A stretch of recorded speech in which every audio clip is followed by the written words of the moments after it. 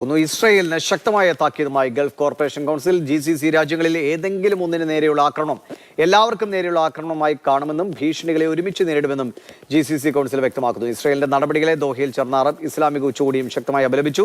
വിവരങ്ങളുമായി ദുബായിൽ നിന്നും സുരേഷ് വെള്ളിമിറ്റൻ ചേരുന്നു. സുരേഷ്, ദിവസങ്ങൾ പിന്നിട്ടിരിക്കുന്നു ഖത്തറിന് ദോഹയിലുണ്ടായ ഇസ്രായേൽ ആക്രമണത്തിന് ശേഷം. ഇപ്പോൾ എന്താണ് GCCയുടെ നിലപാട്? നിലവിൽ ഇസ്രായേലിന് ഏതെങ്കിലും രീതിയിൽ ഒരു തിരിച്ചടി നൽകുക എന്നത് ഇവരുടെ ആലോചനയിലുണ്ടോ, അതോ ഭാവിയിലെ കാര്യങ്ങളിൽ ശക്തമായ തിരിച്ചടി എന്നതാണ്? ദിവിഷ, ഇപ്പോൾ ഉച്ചകോടിയുടെ ഒരു ബ്രീഫിംഗ് ആണ് നടന്നുകൊണ്ടിരിക്കുന്നത്. ഇതിൽ ഏറ്റവും പ്രധാനമായി രണ്ട് കാര്യങ്ങളാണ് എടുത്തു പറയേണ്ടതുള്ളത്. ഒന്ന്, സെപ്റ്റംബർ 9 ആക്രമണത്തിന് അതിശക്തമായിട്ടുള്ള മറുപടി നൽകണമെന്നുള്ളൊരു ധാരണ ഈ ഉച്ചകോടിയിലുണ്ട്. ഏതാണ്ട് 57 രാജ്യങ്ങളിൽ നിന്നുമുള്ള ഭരണകർത്താക്കൾ, അത് പ്രസിഡന്റുമാരും പ്രധാനമന്ത്രിമാരുമാണ് ഈ ഉച്ചകോടിയിൽ പങ്കെടുത്തത്. ആ 52 രാജ്യങ്ങളിൽ നിന്ന് GCC രാജ്യങ്ങൾ, അതോടൊപ്പം തന്നെ ഏതാണ്ട് 22ഓളം രാജ്യങ്ങൾ അടങ്ങിയിട്ടുള്ള അറബ് രാജ്യങ്ങൾ, അതിനപ്പുറമുള്ള ഇന്തോനേഷ്യ അടക്കമുള്ള രാജ്യങ്ങൾ, ഇന്തോനേഷ്യ, അഫ്ഗാനിസ്ഥാനും പാകിസ്ഥാനും ഒക്കെ അടങ്ങിയിട്ടുള്ള ഇസ്ലാമിക രാജ്യങ്ങൾ, ഇതെല്ലാം ചേർന്ന് ഏതാണ്ട് 57 രാജ്യങ്ങളിലെ പ്രധാനമന്ത്രിമാരും പ്രസിഡന്റുമാരും ഒക്കെയാണ് ഉച്ചകോടിയിൽ പങ്കെടുത്തത്.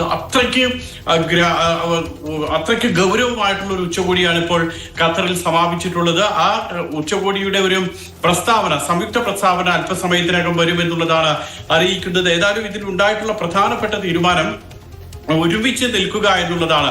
പലസ്തീനും അതോടൊപ്പം തന്നെ ഖത്തറിനുമെതിരെ ഇസ്രായേൽ നടത്തുന്ന ആക്രമണത്തെ ഒരുമിച്ച് നിന്ന് നേരിടുമെന്ന് ഉച്ചകോടി പറയുന്നുണ്ട്.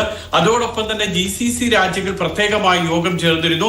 ആ 6 GCC രാജ്യങ്ങൾ ഒരുമിച്ചൊരു യോഗം ചേർന്ന് അടിയന്തിരമായി സൈനിക യോഗങ്ങളൊക്കെ ചേരാനാണ് തീരുമാനിച്ചിട്ടുള്ളത്. അതിൽ പ്രധാനമായും എടുത്തു പറയുന്നത് GCCയിലെ ഏതെങ്കിലും ഒരു രാജ്യത്തിന് നേരെയുള്ള ആക്രമണം എല്ലാവർക്കും എതിരായിട്ടുള്ള ആക്രമണമായി കണക്കുകൂട്ടും, ഭീഷണികളെ ഒരുമിച്ച് നേരിടും, സംയുക്ത പ്രതിരോധം തീർക്കാനുള്ള ധാരണയായിട്ടുണ്ട്.